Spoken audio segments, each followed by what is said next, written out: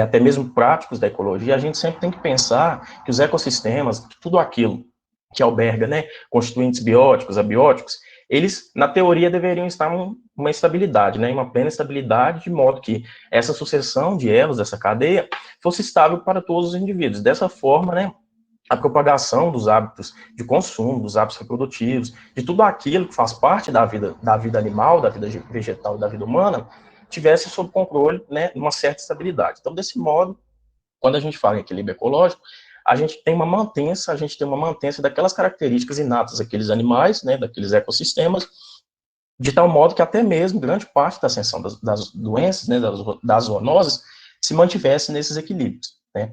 Então, se a gente fala de equilíbrio ecológico, a gente está falando da manutenção, né, dos agentes etiológicos, dos agentes causadores das doenças, e um certo equilíbrio. Mas se eu falo de uma ruptura, né, de alguma quebra do elo de sucessão, né, como a gente pode ver, é um elo mesmo, um indivíduo que se apoia e necessita de outro, a gente, consequentemente, vai ter perdas desse equilíbrio ecológico, que nada mais é do que vai afetar essa dinamicidade coesa que deveria existir, né, num eixo ecológico, de tal modo que acende, né, as probabilidades e os riscos de zoonoses, uma vez que, se a gente está falando de agentes patogênicos, se a gente está falando de micro-organismos causadores de doenças, esses animais, a gente vai ver nos slides à frente, eles não vão só carrear, né, o indivíduo como um todo, né, os bandos, os grupos de animais que vão se dirigir para os centros urbanos, que vão ter contato com os humanos. Mas eles também vão carregar uma série de fatores envolvidos com eles, inclusive micro-organismos causadores de doenças. Então, se a gente fala aí de perda do equilíbrio ecológico, como a gente consegue ver nessa imagem, né, eu acredito que seja um grande centro urbano aí tailandês, em que essa movimentação de animais, né, em grandes centros urbanos a quais eles não pertenciam, é, propicia, né, aos seres humanos, às populações locais, riscos à saúde única, né, uma vez que eu estou expondo esses indivíduos a organismos mesmos, dos quais eles não faziam parte. Consequentemente, se eu tenho uma escassez de fonte hídrica, de fonte alimentar, de hábitos reprodutivos, então, consequentemente, se eu tenho uma alteração do que era necessário para a propagação do comportamento normal desse indivíduo, ele vai ter uma perda da liberdade, ele vai alterar seus hábitos de consumo, seus hábitos de caça, seus hábitos reprodutivos, todos os seus hábitos, que isso pode ou não, né, acarretar problemas aí no que tange a saúde única, né, a saúde pública de modo geral. Então, como eu disse anteriormente, se a gente for pensar, né, em um grupo de animais, aqui a gente está mostrando um animal de forma dinâmica, de forma lúdica, né, mas se a gente pensa nesses animais em seu sítio em seu habitat natural mesmo, a gente costuma, né, logicamente, pensar somente no animal. Só que o que a gente tem que ter em mente é que usar esses hábitos de caça, esses hábitos agressivos, essas alterações quando esse animal é carreado para um outro centro, para um outro sítio de residência que não seja o dele, e esse a gente está falando de zoonose, a gente está falando de centros urbanos, né, pequenas aldeias, pequenas cidades, mas a gente está falando de uma conurbação humana, digamos assim. Consequentemente, além desses hábitos, né, de consumo, esses hábitos aí envolvidos no que é necessário, né, na vida animal silvestre, eu posso transmitir, eu posso carrear também doenças, né, processos lesivos para os seres humanos também, dessa forma. Então, a gente tem isso em mente, a gente pode conceituar, né, o objetivo, um conceito simples da zoonose, né? Então, tendo em vista tudo o que os autores, né, tudo aquilo que os pesquisadores de saúde pública e zoonoses afirmam, um conceito muito simples, né, e muito amplo das zoonoses, são, na verdade, doenças, infecções, fatores agravantes que vão acarretar lesões, né, em seres humanos, sendo esses fatores agravantes, essas infecções, essas doenças provenientes de animais vertebrados. Então, aqui eu vou trazer algumas importâncias, algumas aplicações das zoonoses, né? Na verdade, os órgãos de saúde, os órgãos federais, até mesmo a Organização Mundial da Saúde, ela conceitua que mais de 200 doenças transmissíveis, né, para humanos podem ser provenientes de zoonose, de animais, perdão. Então, sendo uma área de grande estudo, de grande avanço e de grande aplicabilidade, é, né, muito interessante a gente trazer esse tema e a gente começar a comentar, né, é o que a gente vai ver aqui agora, né.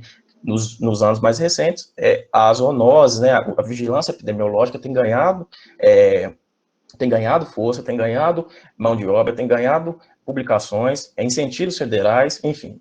Então, aqui, uma outra importância e aplicabilidade das zoonoses é que, antigamente, a gente costumava ver, né, na verdade, aí, antes da era da internet, enfim, que as doenças zoonóticas, né, tudo aquilo que era transmissível para o homem de origem do animal, era sempre julgado ali num departamento de saúde, em algum departamento geral mesmo, né, da prefeitura, do estado, até mesmo do país, se a gente fala mais antigamente, e hoje em dia, né, as zoonoses, né, nos grandes centros urbanos, aqui eu fiz uma captura de tela do site da Prefeitura de Belo Horizonte, a gente consegue ver que as zoonoses elas já estão ascendendo para departamentos específicos, em que a gente tem gerências de zoonoses por bairros, né, a gente tem filiais específicas em bairros com profissionais, né, capacitados, profissionais orientados, para sempre procurar, né, atingir os princípios epidemiológicos, né, que é aumentar a expectativa de vida da população em termos populacionais.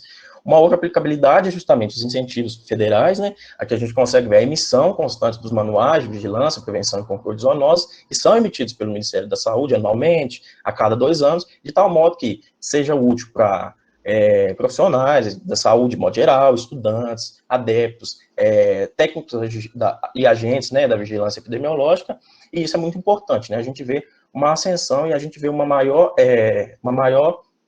digamos que um maior incentivo, né, a essa área que alberga tantos profissionais e é tão importante no âmbito da saúde pública. Além disso, né, as zoonoses, elas são componentes obrigatórios de grades curriculares de alguns cursos da área da saúde. Aqui eu fiz uma captura da grade curricular do curso de Medicina Veterinária aqui lá do campus, né, aliás, do nosso campo de Bambuí. Então, aqui no 5º período, a saúde pública e zoonose é uma disciplina obrigatória. Então, dessa forma, a gente consegue ver que nos últimos anos ela tem ganhado o destaque que merece. Dessa forma, é mais um motivo da gente vir aqui reforçar, né, em termos gerais, tendo em vista a complexidade, mas a gente conseguir formar um senso crítico acerca desse assunto. Então, de forma geral, tendo essa introdução, assim, compreendendo como é que as zoonoses, de um modo muito simplório, elas ascendem, né, nas sociedades, a gente extraiu, né, a seguir as próximas doenças de um manual técnico, que ele é da região norte, se não me engano, não lembro se é do Pará, se é da Amazônia, mas que os pesquisadores, eles dividiram as zoonoses por grupos de animais, mas isso não quer dizer, isso não é um consenso, né, isso não quer dizer que somente esses tipos de animais vão transmitir as zoonoses, que eu vou falar, que eu e Natane falaremos a seguir, mas, de um modo geral, são zoonoses inatas, né, aqueles grupos de animais, eu vou começar falando dos macacos, a Natane vai dar continuidade, mas eles também podem infectar, né, outros hospedeiros suscetíveis, eles podem proceder também de outros hospedeiros, mas a gente vai ver aqui só para a gente conseguir contextualizar, né, como é que ocorre.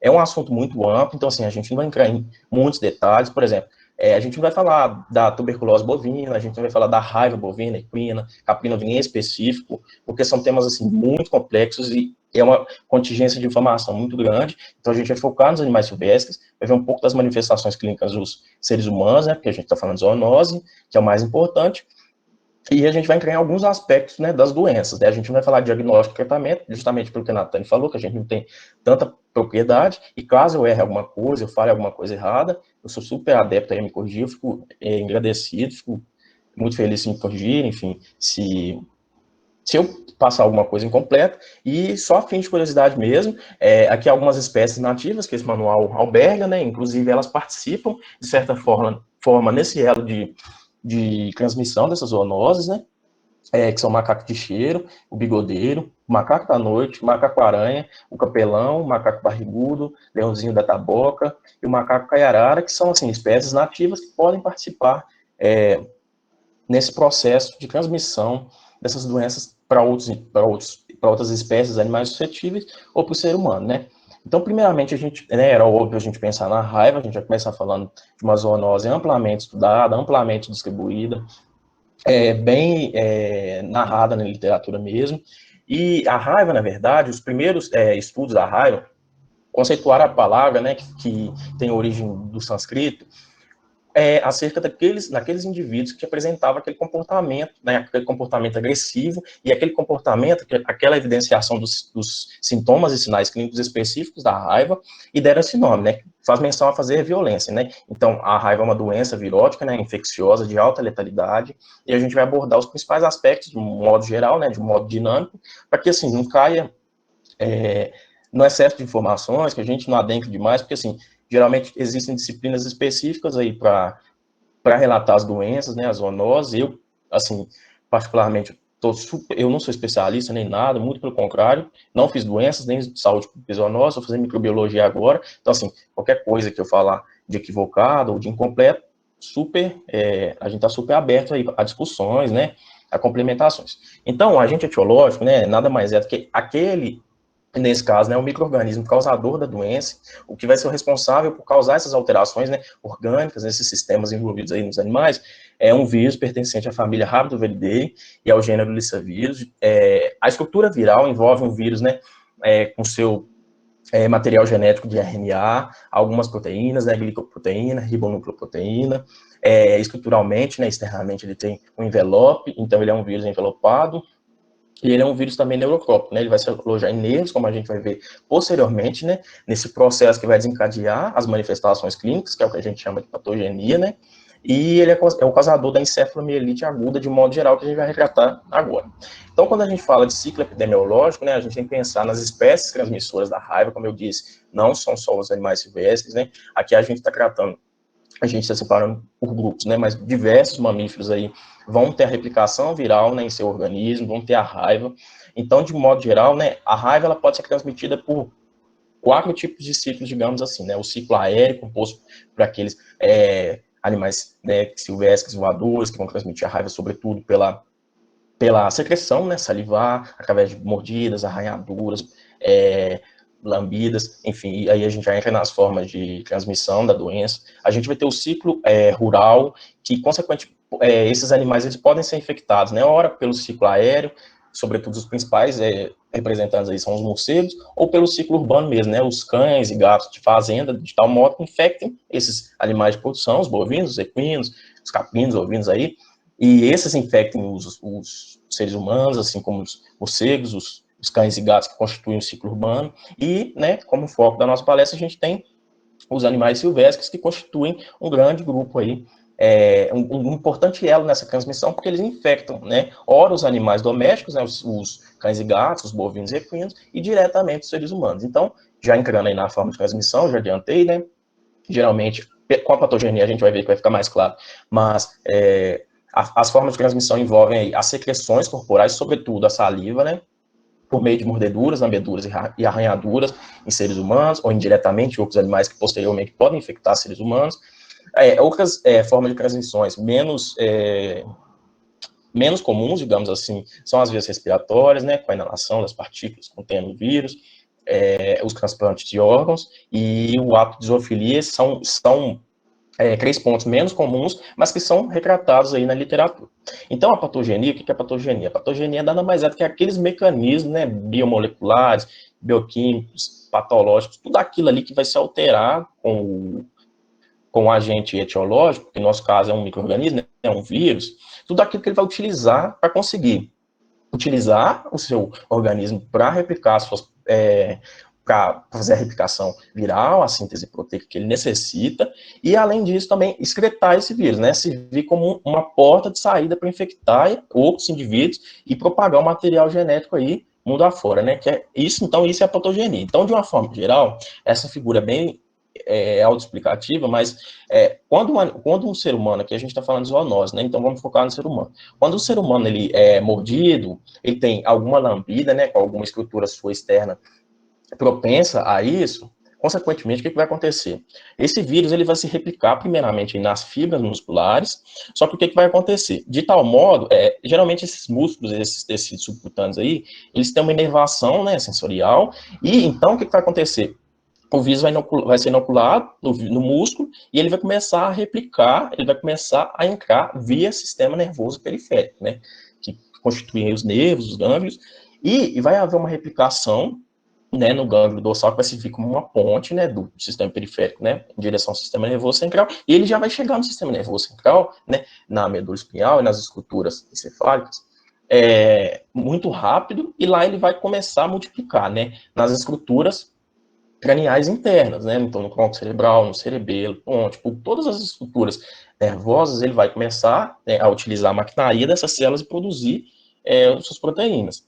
E aí, o que vai acontecer? Um grande ponto importante, né, um grande elo epidemiológico que vai resultar na propagação do vírus para mais indivíduos, é que esse vírus ele vai conseguir sair, né, ele vai conseguir passar para outras estruturas orgânicas, né, os olhos, glândulas salivares, a pele, e desse modo, né, o indivíduo infectado ele pode servir como, ele utiliza essas estruturas aí para usar como porta de saída para infectar novos indivíduos, né. Então, seguindo aí essa lógica dos aspectos epidemiológicos, aqui eu retirei essa figura de um artigo que, se eu não me engano, ele retratava, eu acho que as novas cepas, né, do vírus da raiva da Amazônia, mas essa foto é muito característica, né, quando um autor está fazendo um delineamento experimental histórico, né, epidemiológico, ele está retratando a raiva nos últimos anos. Aqui a gente vê os casos de raiva por espécie agressora nos últimos anos. Então a gente consegue ver que até 2004, por aí, a gente tinha uma ascensão muito grande, né, do ciclo canino, do ciclo dos animais domésticos, mas consequentemente a gente tem que pensar, né, que uma vez esses indivíduos foram infectados, né, ou por animais silvestres ou também por outros animais domésticos, né? E aí, a partir de 2004, e nesse outro gráfico aqui fazendo um gancho, a gente consegue ver a ascensão do morcego, né, dos animais silvestres na epidemiologia da raiva e, consequentemente, a gente vê aí o governo entrando com medidas de controle, medidas de prevenção e também a emissão aí de materiais, né, técnicos que albergam morcegos, nunca os manipule, nunca os toque. Então, a gente consegue, através desses gráficos, aí, verem as principais espécies, né, e suas localidades específicas na transmissão da raiva aí para seres humanos e outras espécies de animais suscetíveis. Então, depois que a gente viu a patogenia, né, o que ocorre ali para que ocorra a doença, a gente vai ver aqui de um modo bem geral mesmo, como é que ocorrem as manifestações clínicas nos seres humanos. Então, o período de incubação nada mais do que aquele período que o vírus vai, aqui nesse caso, né, o vírus vai ser inoculado e começar, né, iniciar a propagação de sinais clínicos, das alterações, né, nesse organismo aí. Então, geralmente, humanos é de 20 a 90 dias, né, grande parte dos autores traz isso aí, e aí, a partir disso, a gente tem a fase prodrômica, né, que é aquela fase em que o quê? O vírus está começando a ser transportado do sistema nervoso periférico, né, em direção ao sistema nervoso central. Então, aí não vai durar mais de uma semana nos seres humanos, né, porque a gente viu que a replicação na medula espinhal, ela é muito rápida. Então, as estruturas craniais internas, aí, elas vão ser afetadas, mas a manifestação da fase prodrômica são sinais clássicos aí da gripe, perda do apetite, dor de cabeça, dores no corpo de forma geral. Depois disso, né, que a gente sabe que quando a ascensão aí na medula espinhal, rapidamente a carga viral vai chegar lá no sistema nervoso central, e aí, consequentemente, a gente vai ter a fase neurológica aguda, né, em que o indivíduo ele vai começar a apresentar sintomas, alterações neurológicas mesmo, né, espasmos musculares, irritabilidade, agressividade, sinais de grofobia, aerofobia. Desse modo, se o seu caso, né, progredir, posteriormente, o indivíduo pode vir em coma, entrar em estado de coma ou morte. Nos animais, o que acontece? Há três tipos, né, de manifestações clínicas evidenciáveis nos animais, né? Tem a manifestação furiosa, que é aquela, como o próprio nome diz, os animais, de modo geral, que eu não estou especificando bovino, equino, nada não, porque o tempo, teoricamente, eu tenho aí 30 minutos, a Natane também, então é um tema muito amplo, são doenças, por exemplo, a raiva e a tuberculose, são doenças que albergam, né, mais animais aí. Então, de um modo geral, o que vai acontecer? Na manifestação furiosa vai ter aquela agressividade, né, inerente aos objetos, aos outros animais, os tutores, vai ter um latido bitonal, que nada é do que uma vocalização diferenciada. Então, aquele cão que late de uma forma vai começar a latir de outra. Vai ter uma dificuldade de deglutição, salivação intensa, né, um quadro característico. A gente sabe aí que depois da fase neurológica aguda, o vírus ele passa para outras estruturas, olhos, né, a pele, enfim, fugas do ambiente, irritação local, incoordenação motora, crises convulsivas e paralisias, que são características aí da fase neurológica aguda nos animais, né. Uma outra forma de manifestação clínica nos animais, né, é a manifestação paralítica, que é caracterizada aí pela paralisia da musculatura da mandíbula inferior, tem sinais de paralisia também, salivação extrema, espumosa. Esses três aí, eles podem ter, eu acredito, né, que tem uma correlação com essa fase da transmissão da carga viral para essas outras estruturas, né, depois do sistema nervoso central, via inervação, fotofobia, higrofobia, temos também dilatação pupilar, convulsões, coma, perdão, e óbito de modo geral. Nos animais silvestres, o que acontece? Pelo que eu vi nas pesquisas que eu fiz aí, grande parte dos autores que trabalham com a raiva em animais silvestres, eles falam que, por exemplo, se eu não me engano, os coatis e alguns tipos de lobos, se eu não me engano, eles têm características inerentes, semelhantes a cães e gatos mesmo, nas manifestações furiosas, paralíticas, e alterações comportamentais junto com agressividade de modo geral. Então, isso aí é o que a gente vê na literatura, né, que grande parte deles afirmam sobre as manifestações clínicas dos animais silvestres. Aí, a gente finalizando acerca da raiva, a gente não, como a gente não vai entrar em medidas de terapêutica, né, de diagnóstico, a gente vai falar um pouquinho como é que a gente pode intervir no que se refere ao controle das medidas preventivas. Então, primeiramente, né, a vacinação, a gente sabe que é um importante, né, e útil método de controle e de prevenção profilaxia das doenças, né. Então, os animais domésticos, se a gente está falando de humanos, os animais domésticos, eles constituem, né, um certo elo de propagação, né, da raiva. Sempre que for manejar algum tipo de animal silvestre, tem uma atenção extrema. Então, esses geralmente, né, quem trabalha com isso tem uma capacitação, tem uma certa especificidade no manejo. Aqui, né, no manual que a gente utilizou, como o pessoal lá da região norte, a grande maioria, eles têm uma inter-relação, digamos assim, com a mata nativa, com os animais, é muito comum que haja mordida, né, haja agressão animal e a instalação desse processo lesivo aí nessas pessoas, geralmente eles recomendam higienização local e atendimento médico instantâneo, né.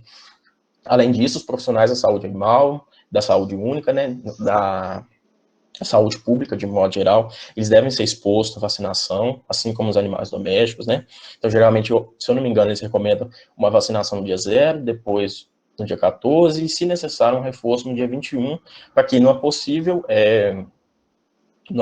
né, exposição aí ao agente viral. Como a gente viu aí, a manifestação clínica é meio severa, né, bem agressiva, o corpo já seja capaz, né, de imunizar esse indivíduo aí. Além disso, né, quando a gente fala em diagnóstico, né, em delineamentos epidemiológicos, a gente pode intervir aí os veterinários, ou tecnistas, biólogos, técnicos, né, enfim, intervir aí na monitoração da circulação do vírus rábico, né, aqui a gente não está falando de controle de doenças vetoriais, mas, né, a gente pode intervir, né, no agente etiológico, né, não somente nas espécies transmissoras,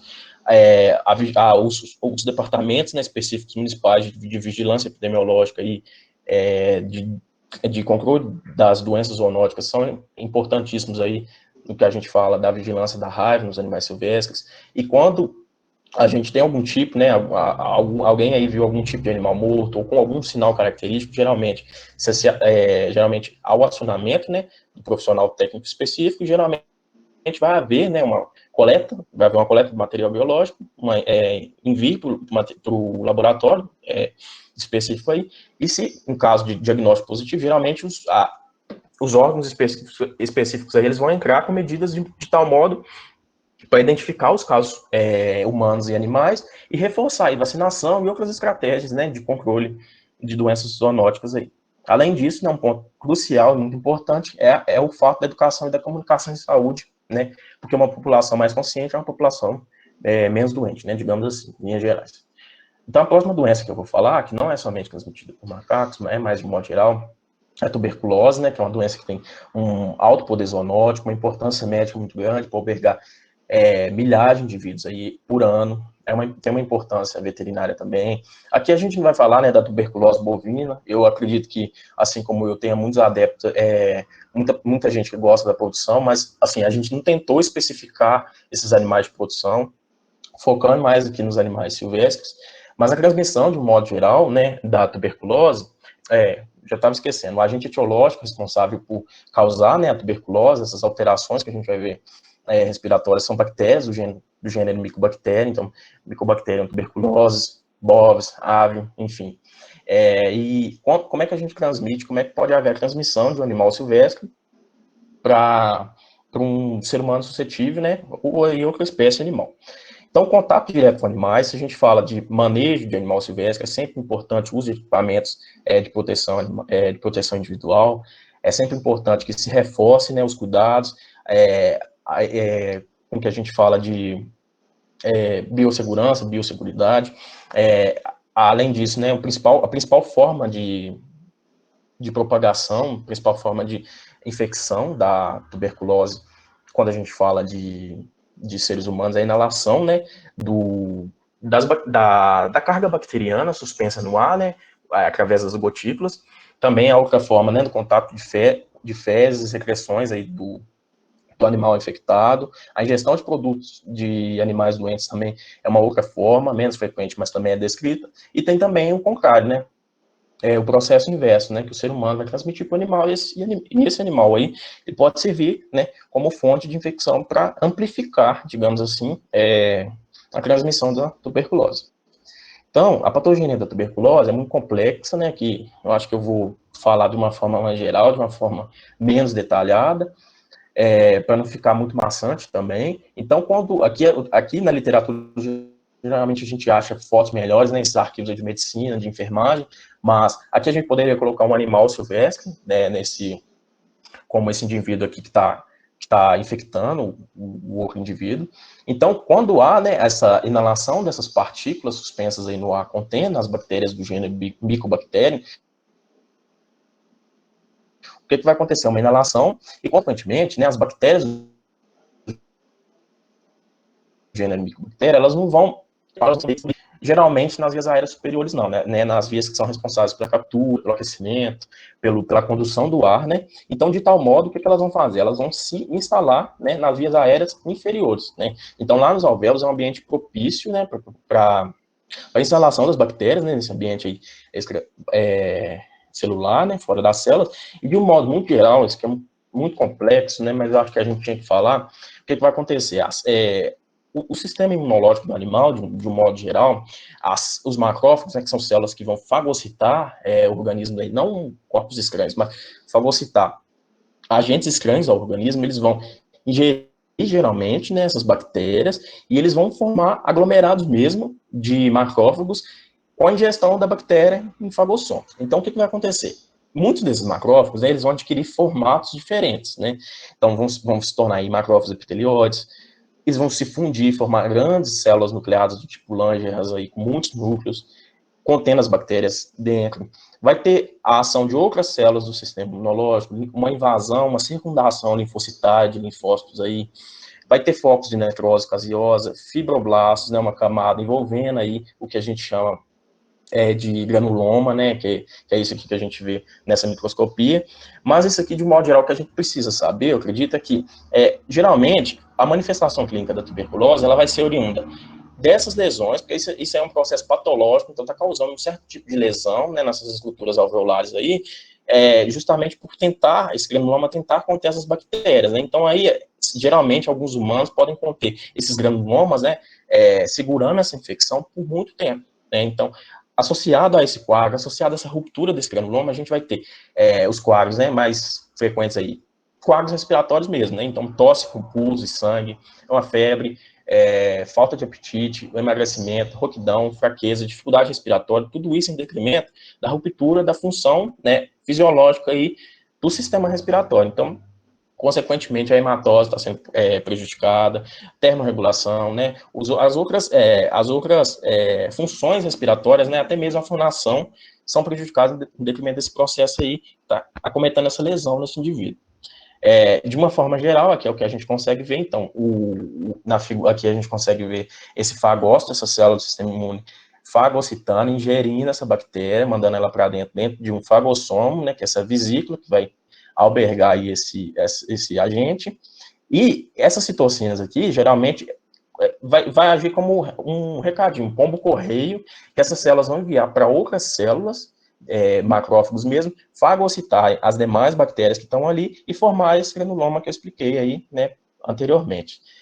Então, em casos aí de comorbidades, né, do ser humano, como, por exemplo, os indivíduos HIV positivos, portadores de diabetes mellitus, ou outras afecções aí, renais, enfim, vai tornar esse indivíduo mais propenso dessa liberação dessas bactérias, né, dessas micobactérias, dessas bactérias do gênero Mycobacterium, desculpa, que podem se tornar ativas, e junto a isso aí a gente vai ter todo aquelas manifestações clínicas, né? Perda de peso, fraqueza, falta de apetite, dificuldades respiratórias aí de modo geral, temperatura oscilante, em detrimento da perda da homeostase, assim, digamos assim, da termorregulação, tosse, o aumento dos linfonodos superficiais em detrimento da maior recrutamento dessas células, né? Então, vai ter tudo isso aí junto com esse processo da formação mesmo da doença.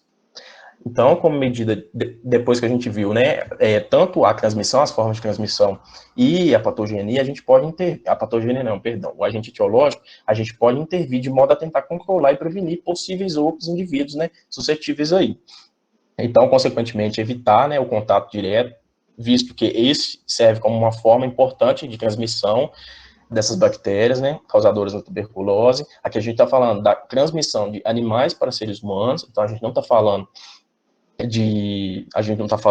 da tuberculose bovina, a gente não está falando de outros aspectos, a gente está falando de modo geral mesmo. Além disso, a gente viu que uma outra fonte de infecção, né, é o consumo, né, inadequado desses alimentos que não foram higienizados corretamente, inspecionados, de proveniência de animais doentes por tuberculose. A vacinação em humanos é uma estratégia de controle e prevenção essencial aí, além da identificação precoce do tratamento, né, de modo que o ciclo da transmissão dessas doenças ele seja diminuído ou até mesmo, né, exterminado aí. Uma outra zoonose que a gente vai falar, né, de macacos é a febre amarela, né, que aqui a gente consegue ver nesse gráfico aqui, que ela é amplamente distribuída, né, sobretudo no hemisfério sul, aqui na América do Sul, aqui na África Central, subsaariana. O agente etiológico responsável pela propagação da febre amarela em indivíduos humanos, né, é um vírus também, uma doença viral ou virótica, né, pertencente aí ao gênero Flavivírus, que é originário da África, né, e comumente distribuída no Brasil. Então, a transmissão, como é que vai ocorrer? A gente pode pensar o seguinte, é uma doença viral, só que ela vai necessitar de um vetor, ela vai necessitar de um organismo que vai fazer a ponte, né, do indivíduo infectado para o indivíduo suscetível para a propagação do vírus aí. Então, os macacos, a gente tem que entender que a gente tem dois tipos de ciclo da febre amarela, né, pelo menos aqui no Brasil, dessa forma. O ciclo silvestre, ele vai precisar de um indivíduo infectado, então um macaco, né, um primata infectado com um vírus pertencente ao gênero Flavivírus. E aqui nesse ciclo silvestre, o vetor, né, o mosquito responsável por fazer a ponte de um para o outro, vai ser o mosquito dos gêneros Haemogogus e Sabetes, né, que são mais raros, e vão infectar aí o ser humano, né, a gente está falando de zoonose, o ser humano suscetível, né? Isso aqui a gente consegue ver aqui, vamos explorar o mapa juntamente com a transmissão, porque a gente consegue ver que a região norte, que é a região de maior interrelação desses ribeirinhos, dessas pessoas que dependem, né, e que residem ali nas matas nativas, né, e aí, consequentemente, esse indivíduo ele é infectado no ciclo silvestre. Já no ciclo urbano, que também é uma realidade, bastante, né, comum e distribuída aí no Brasil afora, o que vai acontecer? O indivíduo infectado, né, ele vai ser o ser humano, de tal modo, ou ele vai sair do ciclo silvestre, né, ele vai passar a adentrar os centros urbanos, e com a picada do mosquito Aedes aegypti, o que vai acontecer? Esse vírus vai ser propagado por um outro mosquito, né, no ciclo urbano, o Aedes aegypti, por um outro hospedeiro humano suscetível. Aqui, mais uma vez, só para reforçar mesmo, né, então, no ciclo silvestre, o primata, o macaco infectado, ele vai ser picado por um mosquito, né, do gênero aí, Haemogogus e Sabetes mais raramente, e vai passar, né, para um indivíduo humano, que esse pode constituir o elo de transmissão no ciclo urbano, né, mas a diferença vai ser que o vetor, né, o mosquito, né, ele vai mudar, vai ser o Aedes aegypti, e vai transmitir, né, esse vírus aí para outros seres humanos em centros urbanos, né. Então, as manifestações clínicas aqui, a patogenia, eu não consegui achar uma foto mais autoexplicativa, mais ilustrativa aí da patogenia, da patogênese da febre amarela, mas de modo geral, o que a gente tem que entender é que o vírus ele vai se instalar, sobretudo, nos hepatócitos, as células do fígado, e nos macrófagos, né, do fígado, aqueles macrófagos que a gente viu lá na tuberculose, só que lá eles chamam macrófagos alveolares. Então, o que a gente tem que entender aqui, de modo geral, senão fica muito complexo, é que nos seres humanos, a gente tem uma uma fase que a gente chama de pré-ictérica, né, que na verdade envolve aí sinais clássicos aí da gripe mesmo, febre moderada, calafrios, dor de cabeça nas costas, e quando a gente fala de quadro grave, maligno ou ainda ictérico, né, a gente vai falar de complicações hepato-renais e de icterícia, que nada mais é do que aquele amarelamento característico, né, nas mucosas aí. Em quadros mais graves, consequentemente, o óbito. Então, nos animais, né, a febre amarela vai ser manifestada com comportamentos anormais, perda de apetite, desnutrição, desidratação, lesões cutâneas, secreções oculares, nasais, diarreia. E aqui nessa figura da patogenia, que não está muito boa, está antiga, né? A gente vê que nos seres humanos, de um modo geral, a gente vai ter esse amarelamento das mucosas, né, em decremento da função hepática, né? Então, se eu estou tendo uma tomada da maquinaria celular, da célula do fígado, consequentemente, as funções realizadas pela célula do fígado, elas são perdidas ou elas são reduzidas, né? Então, eu vou ter uma diminuição aí da excreção da bilirrubina, por isso esse amarelamento, tem insuficiência hepática, em decremento de vários aspectos aí que juntos vão constituir isso, uma cascata, né? Insuficiência renal, hemorragia, enfim, né? Então, acho que compreender detalhadamente essa figura fica um pouco desproporcional aí, né?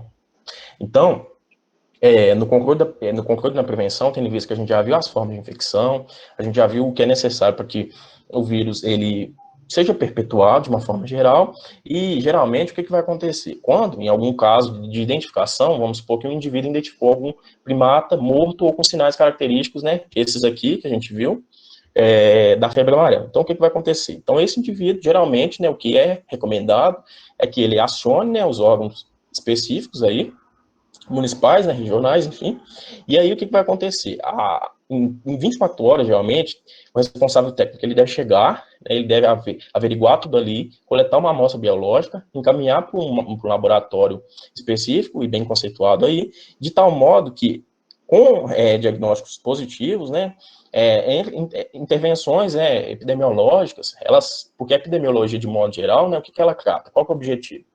Aumentar a expectativa de vida em termos populacionais, né? Então, em termos quantitativos, matemáticos, o que a epidemiologia vai almejar, de certa forma, é aumentar a expectativa de vida no processo de saúde e doença. Então, vão entrar ações aí de modo a estabelecer a diminuição da propagação dessa doença aí. Então, vacinação, campanha de vacinação, tudo isso aí de modo que a propagação, né, a circulação dessa doença, ela seja minimizada, né? Porque é isso que a epidemiologia almeja de certo modo, né? De modo simplório. Aqui também eu trouxe um cartaz, né? Um post aí do Instituto de Ciência e Tecnologia em Biomodelos, né?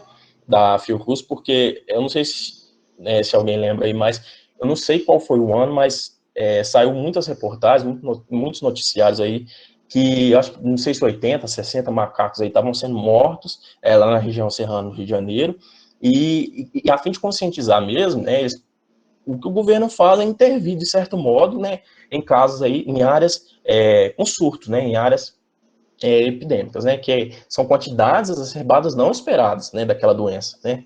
Então, caso encontre, né, agora a gente sabendo dessas informações, a gente encontra um primata, né, vivo, ou relativamente, uma vivacidade expressiva, né, não se deve tocar, não se deve alimentá-los, nem matá-los, né, o que deve fazer é tirar uma foto, né, caso haja uma dificuldade, né, em se distinguir um animal sadio de um animal visivelmente abatido, e encaminhar para os órgãos mais apropriados, digamos assim, a níveis regionais mesmo. Caso, né, seja encontrado macacos, primatas aí doentes ou mortos, o que deve fazer é justamente contatar, né, os órgãos específicos, né, Departamento de Vigilância Epidemiológica, eu acredito que seja esse departamento mesmo, a nível regional mesmo, de tal modo que o que vai acontecer? O que vai acontecer é o que está proposto aqui mesmo, né? Os responsáveis técnicos, os profissionais capacitados vão entrar de tal modo, né, a sempre atingir, né, e elevar as qualidades de vida de uma população de modo geral. Além disso, né, a vacinação, Há também medidas de controle vetorial, se a gente está falando de uma doença vetorial, então esses mosquitos, né, algumas formas de controle locais, e os demais pontos aqui a gente citou que eles têm maior afinidade com o diagnóstico epidemiológico, né, o diagnóstico clínico e o laboratorial a gente não vai frisar muito aqui, né, em detrimento do tempo e também da especificidade do assunto. Então, uma outra zoonose transmitida por macacos, né, seguindo essa mesma lógica, é a hepatite A, que tem como um agente etiológico, né, também um vírus da hepatite, que é o vírus que a gente fala a HIV. Ele é um vírus que tem seu genoma, né, o material genético de RNA, e ele é pertencente à família Cornaviridae.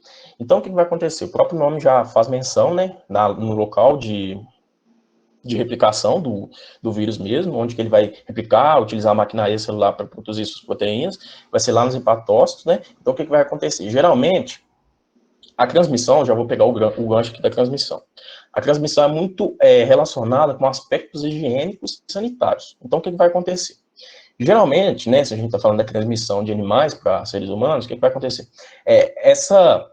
A água, os alimentos contaminados, né, com as fezes ou secreções aí, geralmente as fezes, né, desses animais infectados, vamos pensar que o ser humano ingeriu. Então, lá na orofaringe, geralmente vai ter um quadro, né, uma replicação não tão intensa, só que a gente vai ter uma liberação desse vírus para a corrente sanguínea, né? Então, o que a gente fala é viremia.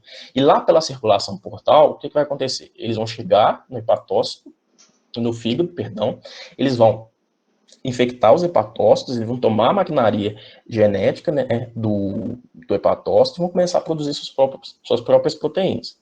Então, só que o que acontece? Esse vírus também, ele utiliza de porta de saída a excreção fecal via sistema biliar. Então, desse modo, do mesmo modo que a gente vai consumir o ser humano ele pode consumir esse material, esse alimento infectado, ele excreta da mesma forma, e assim é um ciclo, né, pelo qual o vírus utiliza, né, a porta de saída e a porta de entrada da mesma forma. Então, é isso aí que vai acontecer. Então, sempre muito cuidado ao manejar primatas aí, cuidado com a desinfecção das gaiolas, enfim. Tudo isso aí faz parte do processo de transmissão da hepatite A. Então, a gente viu de modo geral como é que vai acontecer, né, a patogenia, o que ele vai fazer para mudar e para causar doença nesses indivíduos. Então, o que a gente vai ter é um quadro pré-ictérico, né, em que a gente vai ter os sinais aí normais, né, não relacionados à função hepática de modo geral. Então, vai ter mal-estar, dor de cabeça, febre baixa, fadiga intensa e, de modo geral, também a fase ictérica nos seres humanos, né, que vai ser a icterícia, como a febre amarela possuía, né, que é amarelamento das mucosas, um desconforto abdominal, aversão a alimentos, né, vômito, uma dor muscular, e nos animais, né, quando ela não é assintomática, né, quando ela não acarreta manifestações, alterações orgânicas e sintomas, sinais clínicos, geralmente vai ser um aumento do fígado, esse amarelamento das mucosas, perdão, nos animais também, urina escura e falta de apetite como sinais clínicos inatos aos animais aí. Agora, quando a gente fala de epidemiologia, né, de aspectos epidemiológicos aí, da propagação da doença, de 1999 até 2010 foram registrados aí, para positivo para hepatite A, cerca de 130 mil casos, né, sobretudo, né, o que a gente fala aí na região norte, onde há maior relação, um íntimo contato com esses animais, com esse manejo, e geralmente, né, o que ocorre é que as medidas, os manuais, eles geralmente sejam emitidos, sobretudo para conscientização da população, para intervenções de modo geral aí, para tentar reduzir, diminuir, reduzir e extinguir esse número aí, né? Então a gente consegue ver que, assim como o manual que a gente extraiu para a realização desses slides, né, o governo lança a mão aí de estratégias de modo a tentar minimizar, né, esse contágio excessivo. Então, como medida de prevenção, justamente, né, a propagação desses materiais técnicos científicos, né, mais lúdicos, mais didáticos para a população, também a higienização pessoal é uma doença muito envolvida no aspecto, né, higiênico-sanitário, e a vacinação também eficiente aí, contra o vírus causador da hepatite A. Já a última doença que a gente vai falar referente, né, a macacos, digamos assim, é a xigelose, que é uma doença muito envolvida com gastroenterites, né? Ela é responsável por muitas mortes, por 2/3 dos casos de diarreias no mundo. E também ela é conhecida aí como disenteria bacilar clássica, né, ou disenteria bacteriana. Então, o agente etiológico, né, ele leva praticamente o mesmo nome da doença, são as bactérias do gênero Shigella, né, constituídas por 4 espécies, Shigella disenteria, Shigella flexneri, Shigella boyd, Sunny, enfim.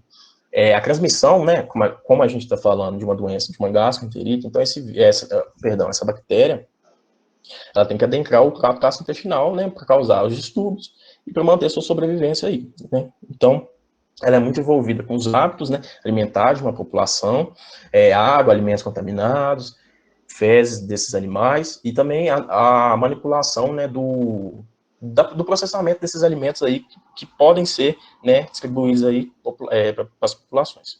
A patogenia da Shigellose, de modo muito geral, o que vai acontecer? Aqui a gente está diante, né, das células do epitélio intestinal, e aqui a gente tem células M também. O que vai acontecer? A bactéria, né, lá no intestino, lá no trato gastrointestinal, ela vai entrar, ela vai conseguir passar, né, por essa, digamos que, esse revestimento intestinal, e ela vai chegar, né, lá na superfície mais interna, no lumen intestinal, e vai deparar com aqueles macrófagos, né, que a gente viu lá, na febre amarela, né, e que a gente viu também na tuberculose, né? Então, ela vai ser ingerida e ela vai conseguir fugir dessas células do sistema imune, que é o que a gente fala evasão do sistema imune. Além disso, ela vai ativar alguns mecanismos que vão matar essa célula. Então, ela vai conseguir adentrar, né, essas células epiteliais, né, que tem essas microvilosidades aí, e elas vão conseguir criar, né, uma motilidade, vão conseguir se mover mesmo dentro das células epiteliais do intestino, e elas vão ativar também alguns mecanismos das células, que vão, é um mecanismo complexo, né, mas que vão conseguir transportar essa célula aí, de célula epitelial para célula epitelial, acarretando, né? Então a gente sempre tem que lembrar que a patogenia é muito envolvida com a manifestação clínica, né? Da doença. Então, se a gente está falando de epitélio intestinal, consequentemente a gente vai ter quadros de diarreia, má absortiva, desidratação, dores abdominais, febre, e em caso de crianças infectadas por bactérias do gênero Shigella, convulsões, e animais geralmente não há sintomas clínicos evidentes, né? Agora, né, aqui a gente consegue ver que é uma doença com um aspecto muito social, então ela é envolvida aí com aspectos de higiene e de sanidade populacional, então é óbvio a gente pensar, né, nos países aí em desenvolvimento, nos países emergentes, no hemisfério sul, né, que são os principais, amplamente distribuída aí. Então o Brasil se enquadra, né, nesse caso aí de incidência média, né, de cerca de 10 a 100 casos de Shigellose por 1.000 pessoas. Então, as medidas de controle, elas vão intervir justamente também, nessa forma com que o alimento ele é distribuído, ele é ingerido. Então, consequentemente, além do tratamento do homem, né, a terapêutica é sempre muito importante para fechar essa porta de saída, infectar novos indivíduos. Além disso, também, limpeza das gaiolas de primatas, né, a desinfecção e a higienização correta, né, das mãos e dos alimentos a serem consumidos. Então, tudo isso aí vai se enquadrar em medidas de tentar frear a propagação da Shigellose aí.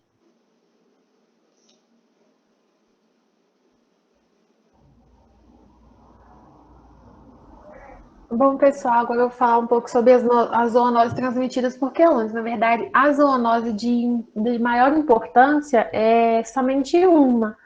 E ela. Só um instantinho. E é a salmonelose. Pode passar, Natan, por favor. É a salmonelose. Ela é transmitida pelo gênero da salmonella e ela é transmitida através da fecal oral, que a gente chama, que é o contato dos humanos com as fezes do animal contaminado. Então, por exemplo, se a gente tem contato com o animal em casa, ou seja, na natureza mesmo, e a gente consome, de alguma forma, consome ou entra em contato com essa bactéria, a gente vai ser infectado por ela. Os sintomas são, de uma forma geral, dor abdominal, diarreia, vômito intenso, sangue nas fezes, que é muito comum, febre e dor de cabeça. A patogenia, ela está associada quando a salmonela ela entra ela consegue ultrapassar as barreiras que a gente tem, as barreiras biológicas, e ela alcança o intestino. Nesse intestino, ela vai entrar dentro das células, dentro dos enterócitos, que são as células presentes no intestino, e lá ela vai se multiplicar e vai causar diarreias e enterites. Ela também pode ultrapassar essa barreira dos enterócitos e ela pode cair na corrente sanguínea.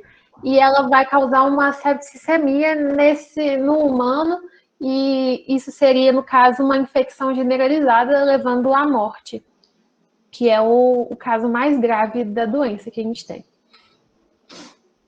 E como um método de controle e prevenção, a gente vai ter evitar criar quelônios em casa, porque é muito bonitinho a gente ver tartaruguinhas em casa, mas é muito perigoso também para a gente contrair essas doenças. Então, evitar criar esses animais em casa, ou também ter contatos com eles na natureza. Como esse informativo que a gente tirou, ele vem lá do norte do país, lá é muito comum ter o consumo dos ovos dos quelônios, então eles falam para não consumir esses ovos. Então, ter a higienização das mãos e do consumo dos alimentos, que isso a gente viu que é muito importante para qualquer outra doença também, de aspecto bacteriano ou viral. No caso da pandemia, a gente está vendo que é muito importante, não só no caso da salmonelose, mas também para prevenir outras doenças. Então, higienização das mãos é muito importante, antes de consumir qualquer alimento ou então qualquer hora do dia. Evitar moscas e baratas andem sobre os alimentos. Então, a gente vê que as moscas e as baratas, por exemplo, tem fezes lá no chão, elas vão lá, pisam. As baratas, elas têm os hábitos delas de viverem em esgotos, então essas baratas elas vão vir dos esgotos e entrar dentro da nossa casa e andar sobre os alimentos. Então é muito importante que a gente tampe ou deixe esses alimentos bem armazenados. E cozinhar os alimentos corretamente antes do consumo, principalmente os ovos. Não só os ovos de quelônios, mas também os ovos que a gente consome no dia a dia de galinha, eles têm um alto índice de transmissão de salmonelose. Então, é muito importante que esse ovo seja cozido, muito bem cozido, antes do consumo, para evitar a transmissão dessa doença. Agora eu vou falar um pouco sobre as zoonoses transmitidas por aves. Aqui a gente tem a fotinho de uma arara canindé, de uma arara vermelha e de um papagaio verdadeiro, que eles são da fauna, principalmente o papagaio verdadeiro é da fauna da Amazônia. Então, a gente vai ter como principal doença a pistacose, que ela vai ter como transmissora a Chlamydophilum, desculpa, mas esses nomes são muito difíceis de pronunciar. E a gente, pela transmissão, a gente vai ter a inalação do patógeno, porque esses animais, eles têm o hábito de ficarem coçando as penas ou arrumando elas. Então, como ela é transmitida pelas secreções respiratórias, quando o animal passa o bico nas penas, então vai ter contaminação dessas penas. Então, a gente pode contrair esse patógeno pelas penas dos animais, ou na presença das fezes secas também, que aí a gente vai limpar o viveiro onde esses animais vivem, ou nas gaiolas, enfim, aonde esses animais estão inseridos. E aí, a inalação dessa poeira das fezes secas, a gente pode ter a contaminação também, a gente pode estar contraindo. E também diretamente pelas secreções respiratórias das aves contaminadas, né? Os sintomas que pode causar no homem. A gente pode ter febre de duração de 2 a 3 semanas, dores de cabeça, tosse seca, que podendo apresentar muco esverdeado ou não, calafrios, dores musculares, cansaço, sangramento nasal, aumento de volume do fígado e do baço, vômito, diarreia, perda de apetite e dor abdominal. Essas vão ser uma das principais sintomas que a gente vai ter no homem. Já nas aves, a gente vai ter umas aves mais prostradas. Pode passar, Natan? A gente pode ter aves mais prostradas, vai ter falta de apetite, perda de peso, hipotermia, penas arrepiadas, diarreia e dificuldade de respirar. Então, a gente vai ter uma ave mais prostrada, mais quietinha no canto dela. Então, é bom a gente observar o comportamento natural para, se caso acontecer algo, que ela contraia alguma doença, a gente poder reparar se o comportamento dela mudou ou não.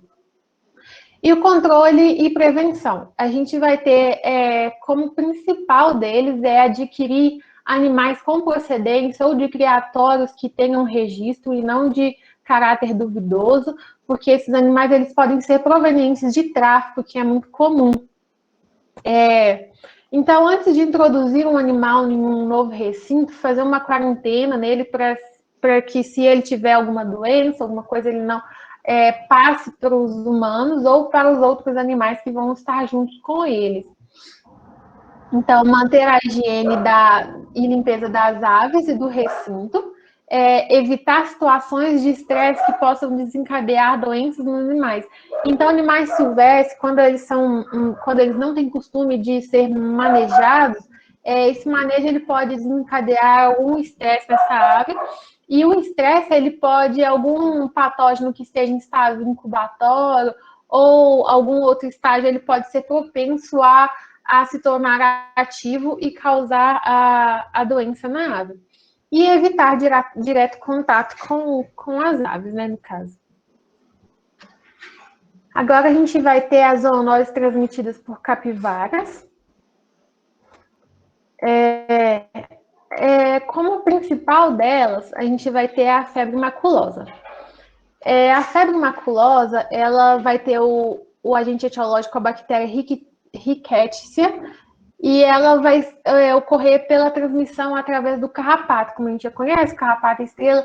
Aqui em Belo Horizonte, onde eu moro, na Lagoa da Pampulha, a gente tem muitas capivaras, então o pessoal da prefeitura tem muito normativo e informativo para a gente evitar o contato com essas capivaras, ou então mesmo não ter contato com a grama ao redor da lagoa para evitar que seja transmitido a febre maculosa.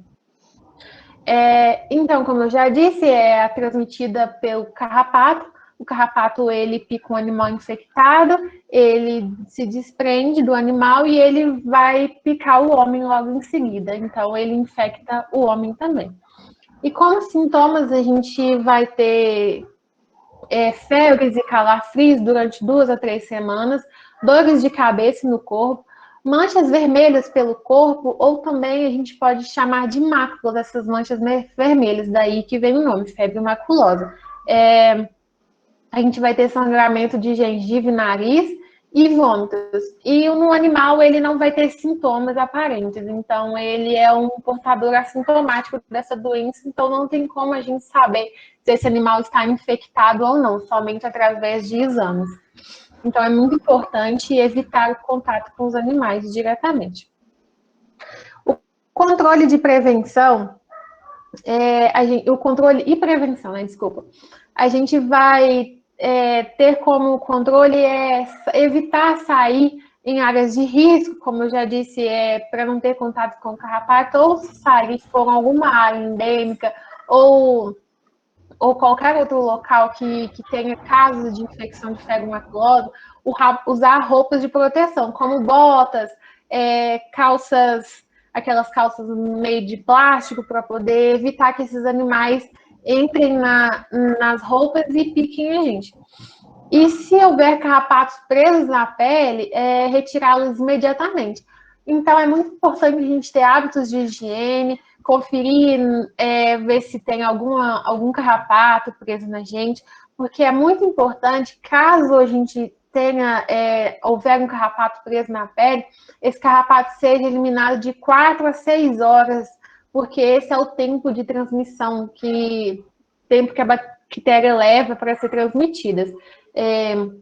Então, é muito importante que a gente tenha hábitos de higiene em dia.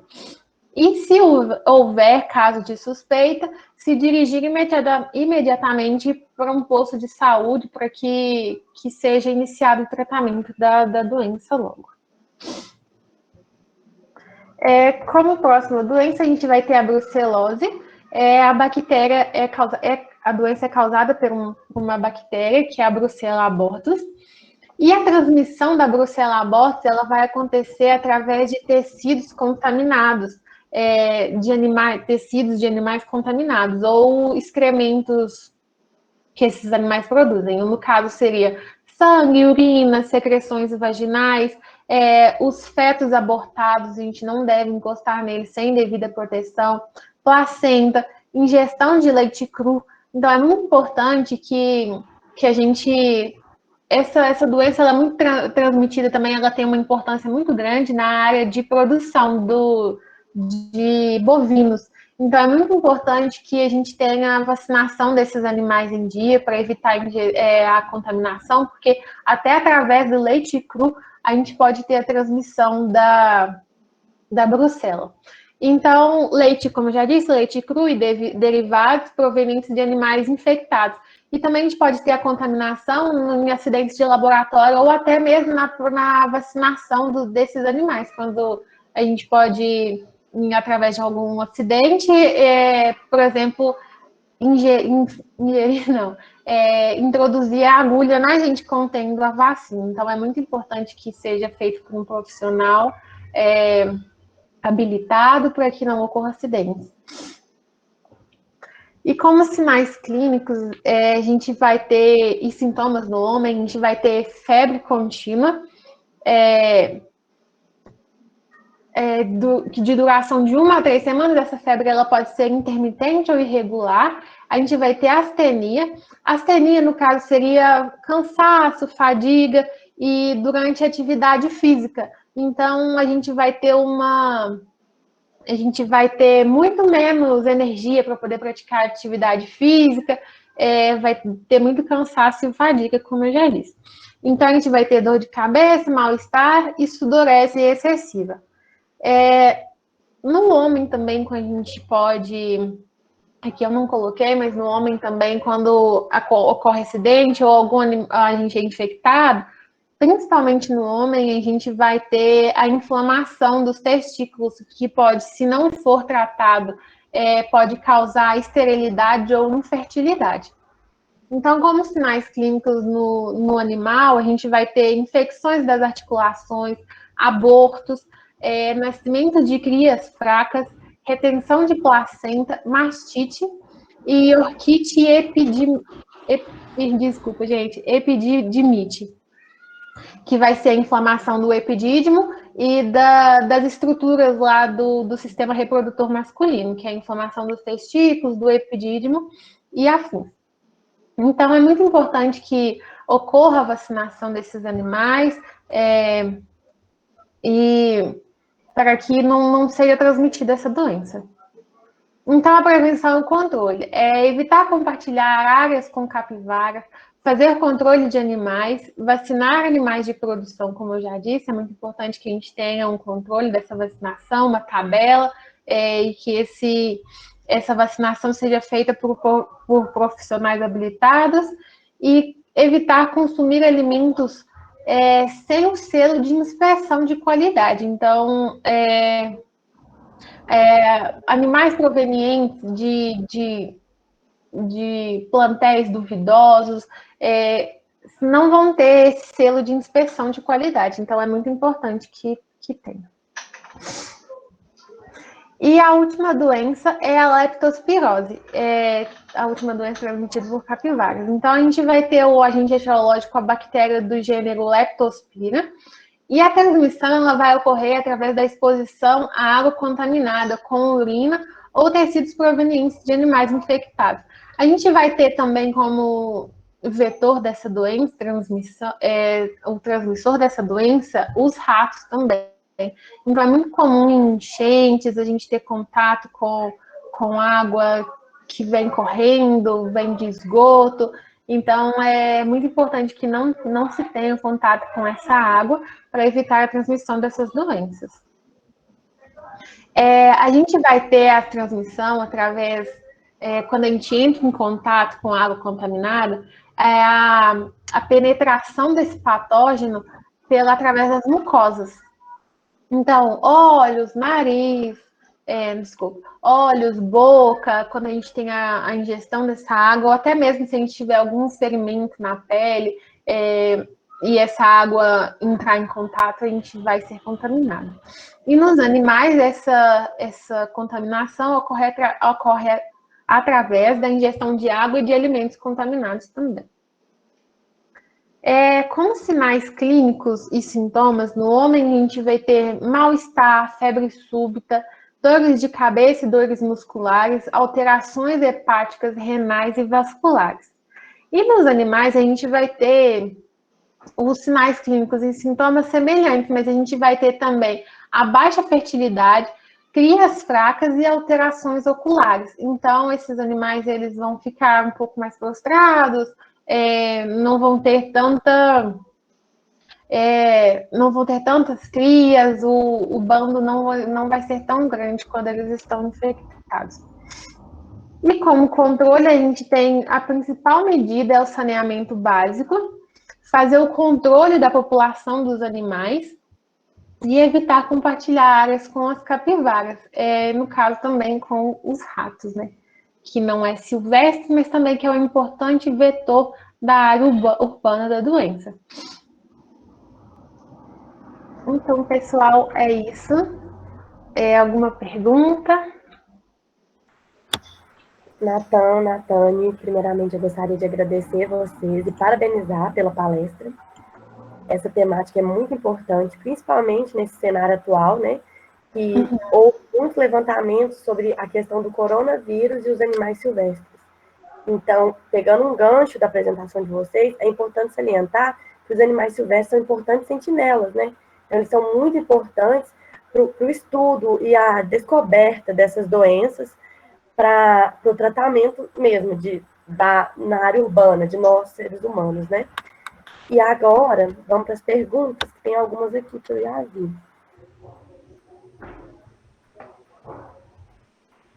Amanda, você faz ou eu posso fazer?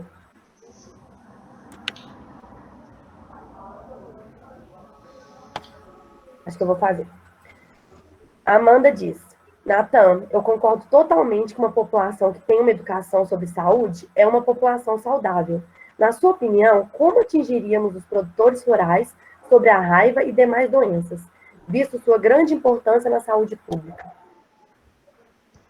A Amanda ainda completa, Natan, só para te ajudar na resposta. Ela fala sobre a questão do contato de bovinos e demais animais de produção com vetores silvestres, como morcegos, por exemplo.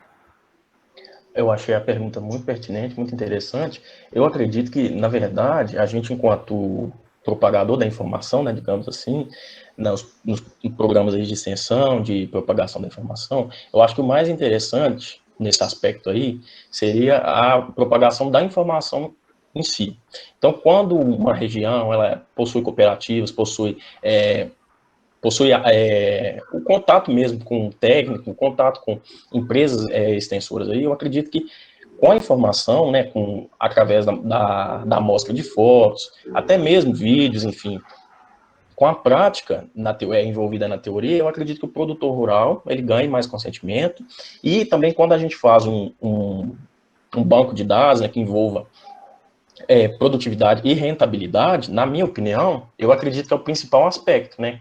Quando você fala em ganhos econômicos, você fala em lucratividade, então, quando associado a isso, né, com a extensão que a gente com profissionais, né, veterinários, zootecnistas, agrônomos, técnicos agrícolas aí, eu acho que o mais importante é a propagação da informação. E com relação à ascendência aí da relação dos morcegos, né, e outros animais silvestres com os rebanhos bovinos, eu acredito que quando a gente fala de animal silvestre, é muito interessante que os animais silvestres eles constituem elo de transmissão para animais de produção, outros animais de produção, animais de companhia mesmo, e os próprios animais silvestres. Então, é uma dinamicidade muito grande, né, da transmissão da raiva. Então, são doenças que devem ser notificadas, né? Então, se a gente está falando de micro-regiões aí, por exemplo, aqui eu moro numa micro-região, então a notificação é muito importante, e eu acredito que a propagação da informação, né, com termos de lucratividade, rentabilidade, é sempre um fator preponderante aí eu acho que para a mudança, né, dos hábitos do produtor como um todo. Eu acredito dessa forma. Concordo com você, Nathan. Inclusive, como você mesmo salientou, nós, como estudantes que possuímos essa temática na grade curricular, temos importante papel, né, na sociedade para poder disseminar essa informação. E até mesmo nós, como grupo de estudo, para poder informar sobre a capivara, nós temos as capivaras no campus, né, e muita gente tem muito acesso à grama, ao entorno delas, então é sempre muito importante ressaltar. Agora, a Fernanda tem outra pergunta e ela não especificou para quem, então vocês podem ficar à vontade.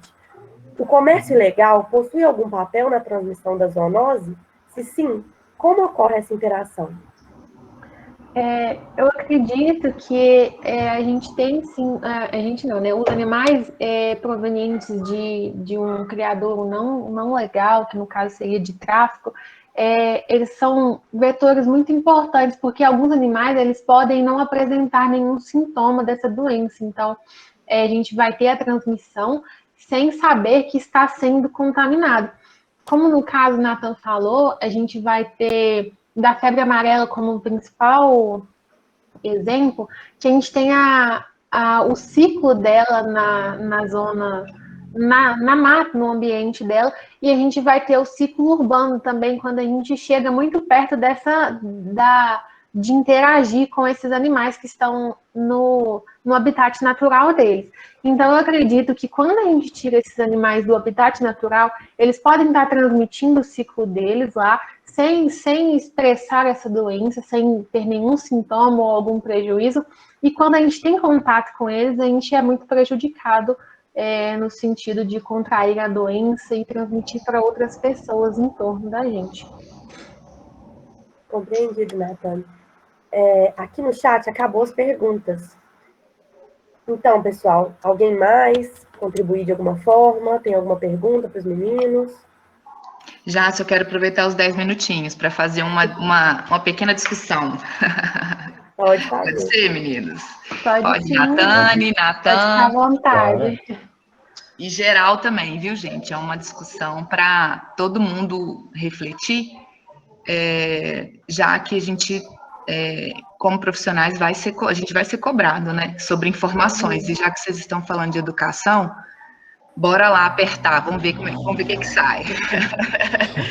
Bom, primeira coisa, eu gostei muito da apresentação de vocês, eu acho que vocês falam bem. A única coisa que eu queria chamar a atenção da apresentação, isso é para vocês, isso serve também para a apresentação passada e para as apresentações futuras. Muito cuidado com o tempo. A gente aqui, óbvio que a gente vai ficar até o final, com muita alegria, né? Mas a gente está aqui para treinar, para ser treinado. E eu, particularmente, minha maior dificuldade com a apresentação é manejar o tempo. Porque às vezes a gente não consegue estudar a tempo de compactar o que a gente vai passar. Mas tomem cuidado, principalmente para o futuro de vocês, né? Vocês vão ser muito cobrados por isso. Então, todo mundo começar a prestar bastante atenção no tempo.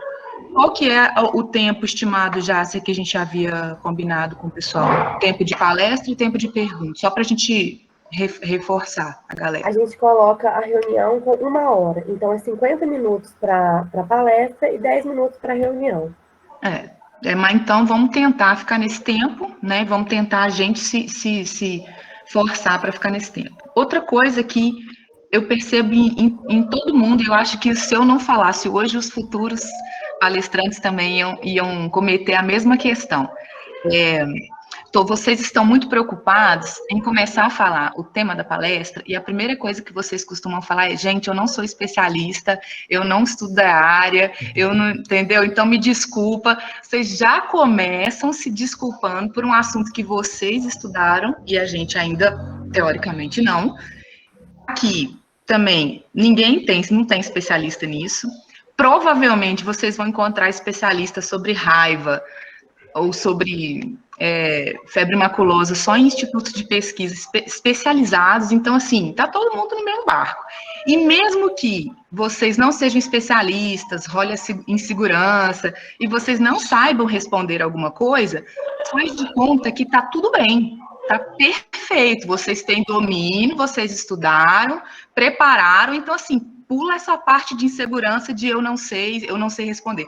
Se não souber responder, deixa para pensar na hora da resposta que vocês não saibam. Tipo assim, essa questão, talvez eu precisasse de estudar um pouco mais, mas relacionando com uma outra coisa que eu sei, então sempre tenta sair pela tangente. Principalmente no futuro próximo de vocês, enquanto vocês forem participar de reunião de emprego, reunião de mestrado, apresentações em geral, sabe? Finge de esfinge, tá tudo perfeito, tá tudo lindo, eu sei tudo, tá tudo certo, eu vou responder tudo. Se não souber responder, tenta sair pela tangente. E também não custa nada, só na resposta que você não souber, dizer assim, não, essa parte eu não vou saber te dizer, mas posso te trazer essa informação no futuro, né? Então, vamos tentar também. Uma segunda sugestão é não trabalhar com essa questão da insegurança. Tá tudo bem. Às vezes a gente coloca uma apresentação presencial, por exemplo. Aconteceu isso comigo na defesa do meu mestrado. Eu coloquei minha apresentação e o computador era muito antigo e ele estragou. O computador que eu ia usar para projetar estragou na hora que eu estava me preparando para defender. Então, colocaram um computador substituto e desconfigurou minha apresentação inteira. Ficou uma bosta minha apresentação. E aí, na hora, eu falei assim, nossa, gente, me desculpe. Eu fiquei tão assustada que eu soltei. Então, assim, me fizeram a mesma coisa que eu tô fazendo com vocês, sabe? Tá tudo desconfigurado? Não tem problema. O objetivo era esse, entendeu? Era fazer uma coisa moderna na apresentação. Então, assim, finge que passa mesmo. Nem cita isso, porque senão a gente vai ficar com isso na cabeça. Outra coisa também que eu observei em vocês, eu também fazia isso na época da graduação, porque eu fiz graduação em veterinária também, a gente costuma falar assim, viu um nome científico, fala, ai meu Deus, peraí, não sei falar, gente, desculpa. Nada disso, galera. A gente só aprende a falar depois que a gente insiste e fala algumas vezes. Como todo conteúdo que a gente aprende, aprende fazendo.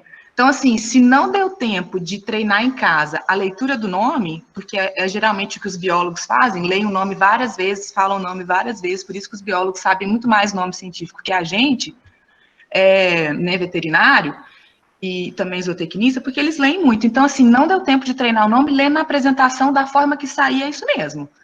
Então, tanto por exemplo, que Bruxelas saiu fácil, e Rickettsia não saiu fácil. Mas, de repente, na próxima, quando for falar Rickettsia de novo, vai sair o Rickettsia. Tá? Então, não, da mesma forma, não sabe, mas faz de conta que sabe que é especialista. Eu estou apresentando um trabalho, eu tenho confiança e bora lá.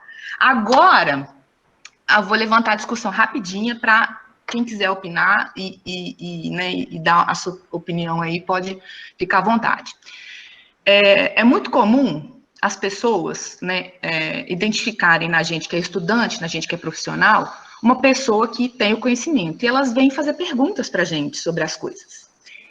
Então, por exemplo, o que vocês fariam se uma pessoa chegasse para vocês assim, ô Clarice, ô Natane, eu não entendo. Por quê? Quando a febre amarela no macaco e as pessoas estão matando o macaco, vocês ficam putos, porque não pode matar o macaco. Só que quando é lá na vaca, que tem uma raiva, tem que matar a vaca. E quando é a leishmaniose no cachorro, ninguém deixa matar o cachorro. O que eu faço, Clarice? Por que dessas coisas? Por que o macaco não pode, a vaca tem e o cachorro nem pensar? O que está envolvido nisso tudo aí, galera? É um pouco de conhecimento sobre zoonoses, é um pouco sobre apertos que a gente vai passar na vida profissional e é um pouco sobre opinião. E aí? Eu posso tentar chegar numa resposta. Eu acredito que o macaco ele tem o ciclo silvestre dele, então ele transmite entre a população, mas se a gente não tiver contato, a gente não se contamina.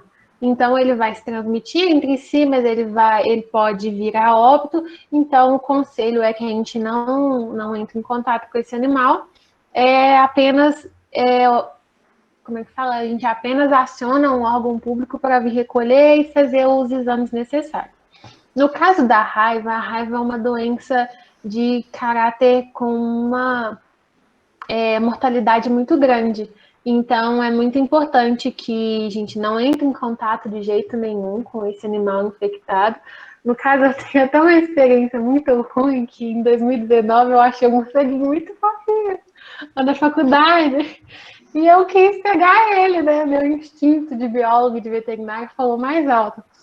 A professora Simone me viu com aquele morcego e me xingou horrores, me mandou matar ele. Eu matei chorando, literalmente. E tive que ir para o hospital tomar vacina ainda. E 30 dias depois saiu o exame, deu negativo, então tava tudo certo. Mas é muito importante. Eu aprendi que a gente não deve entrar em contato de jeito nenhum com um animal com suspeita de raiva, porque a mortalidade é muito alta, acho que é quase de 100%, se eu não me engano, eu não cheguei a pesquisar. E no caso do cachorro, a gente tem uma afeição muito grande por esses animais. Então, no caso, se for um animal que é praticamente considerado membro da família, a gente vai levar em consideração isso. Mas a gente também, hoje em dia, tem tratamentos que podem diminuir a transmissão desse animal, do patógeno, desculpa. Então, se o animal for picado, ele não vai transmitir mais a doença para pessoas, né, no caso. Então, eu acredito que seja isso. Se o Nathan quiser complementar alguma coisa, a minha fala.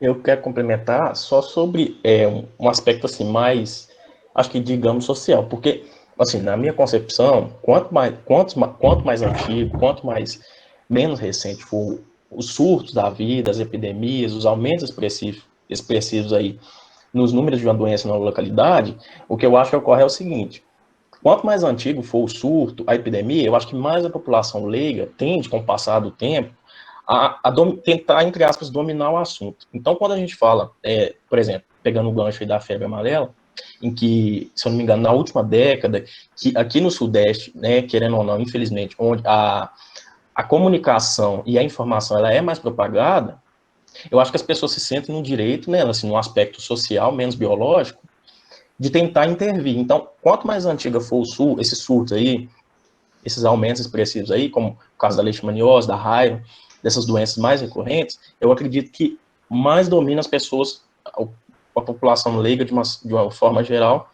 acredito que tem. E com essa ascensão aí, digamos que recente, da febre amarela no Sudeste, esse número aí de 80, 60 mortes de macacos aí no Rio de Janeiro, se torna cada vez mais frequente.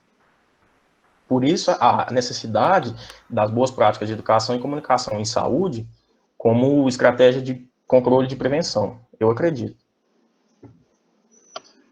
É isso mesmo, é mais ou menos por aí, né?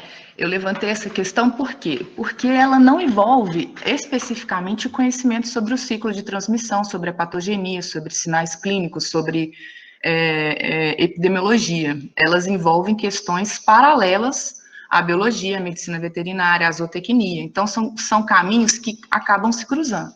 Então, por exemplo, no caso da febre amarela, o ciclo silvestre, ele é um ciclo diferente do que o ciclo urbano.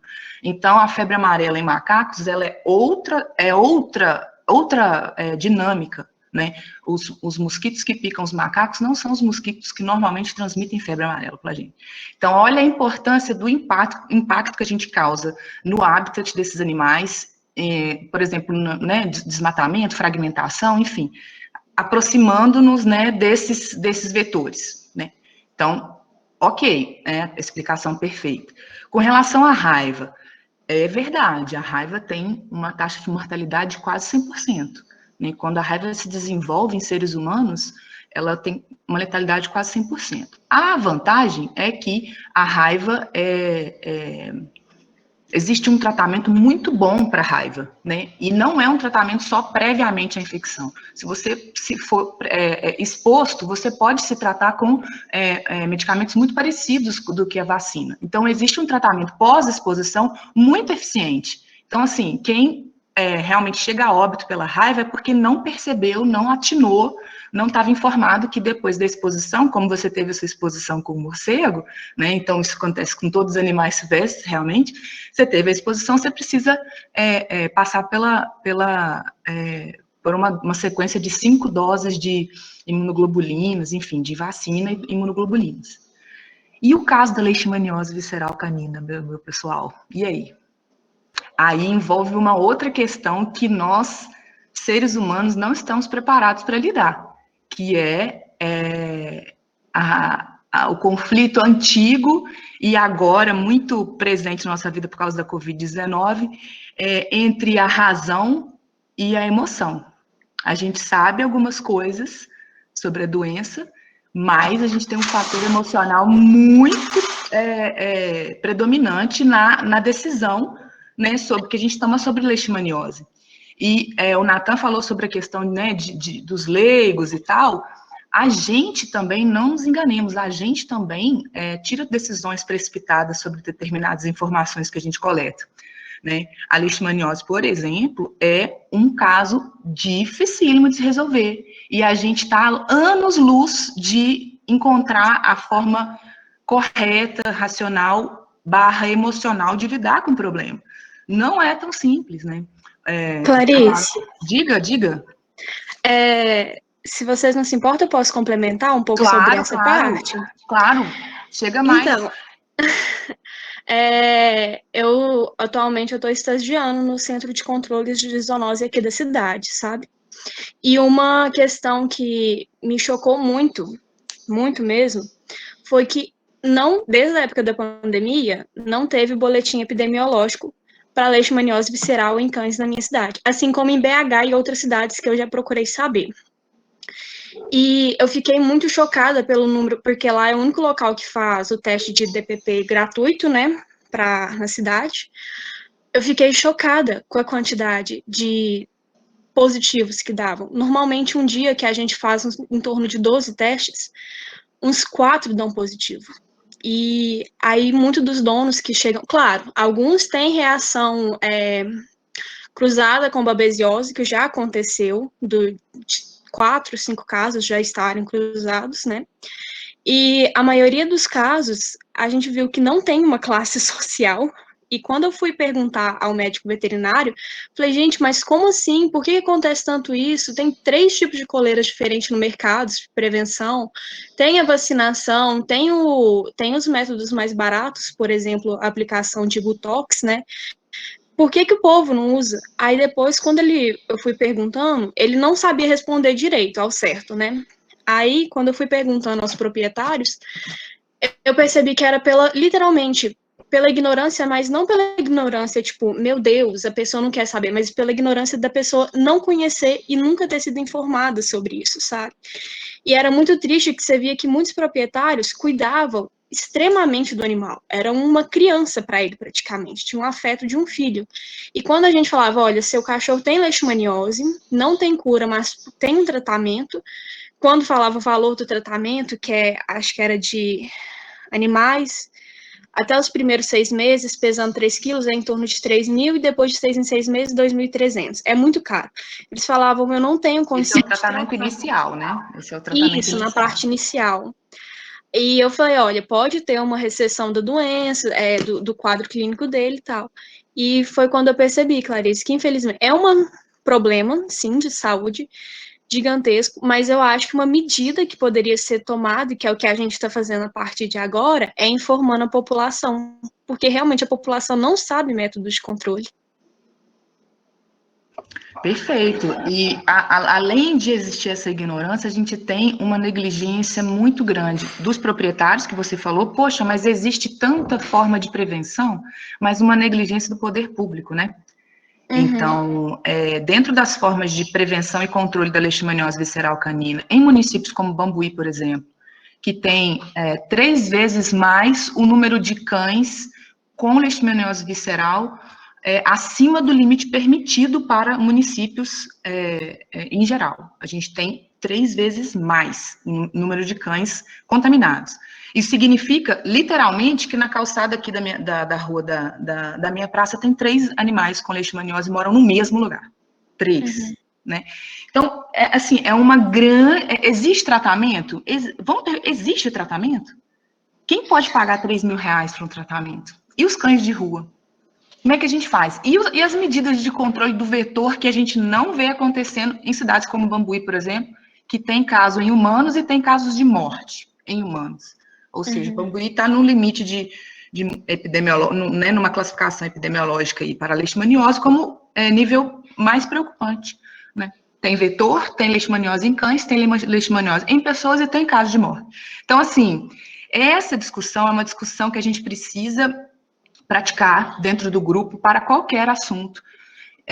E são discussões difíceis, mas que são discussões que a gente vai ser suscitado a participar, sempre. Então, discussão sobre tráfico, discussão sobre posse de animais silvestres dentro das residências, a questão dos maus tratos e abandonos de animais, a questão das zoonoses que tem pano para manga para falar, sabe?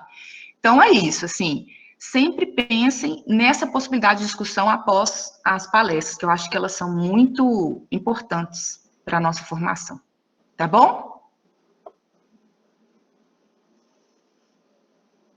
Mais alguma pergunta, pessoal?